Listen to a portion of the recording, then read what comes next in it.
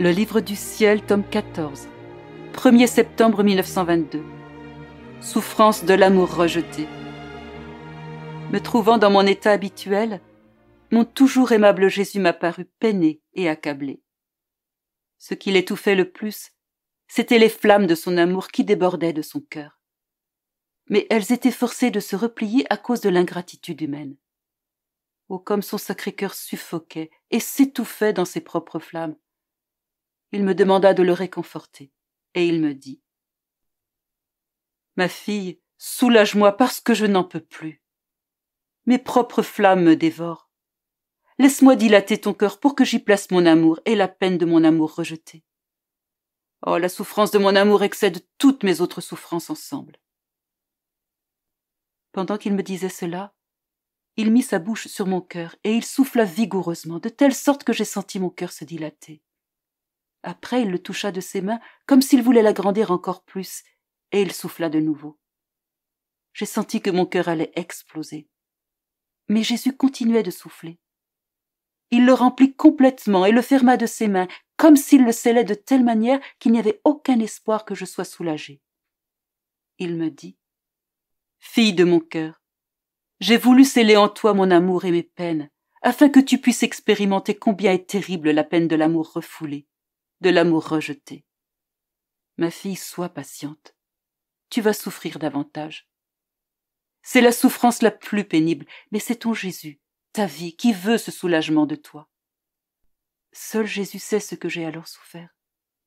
Après que pendant toute la journée je m'étais sentie comme si j'allais mourir, mon doux Jésus revint et voulut continuer de souffler dans mon cœur.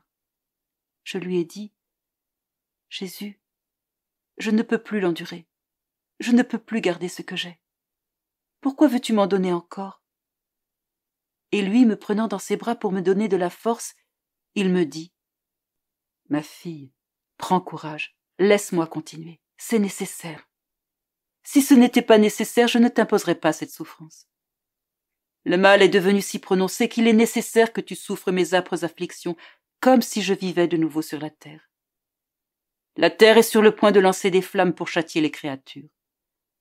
En effet, mon amour accourt pour les couvrir de grâce, mais étant rejeté, il est transformé en feu pour les châtier.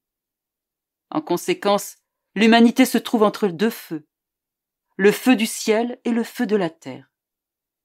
Le mal est si répandu que ces deux feux sont près de s'unir, et la peine que je t'ai fait éprouver se place entre ces deux feux pour les empêcher de s'unir.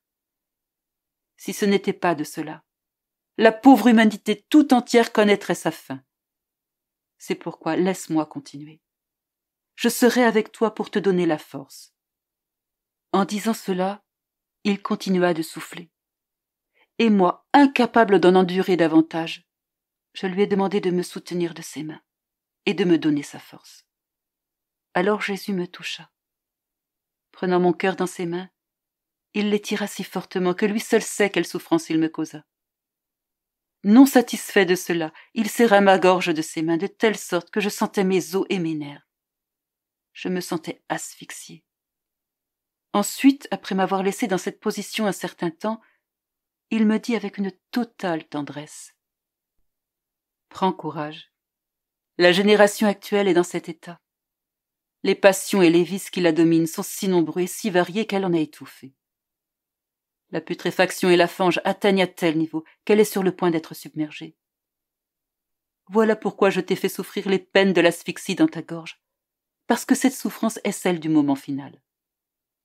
Je t'ai demandé cette réparation parce que je ne peux supporter plus longtemps que l'humanité s'étouffe dans sa malice. Mais sache que j'ai moi aussi enduré cette souffrance.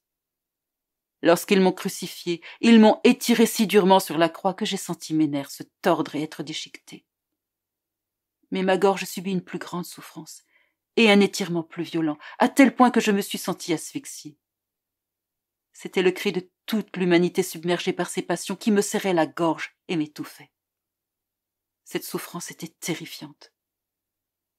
L'étirement des muscles de mon cou fut si grand qu'il semblait être détruit, incluant ceux de ma tête, de ma bouche et de mes yeux. Le degré de la tension était tel que le moindre mouvement me donnait une douleur mortelle.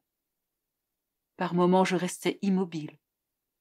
À d'autres, Mon corps était tellement contorsionné que je tremblais comme une feuille, au point que mes propres ennemis en étaient terrifiés. Prends donc courage. C'est ma volonté qui te donnera la force en tout.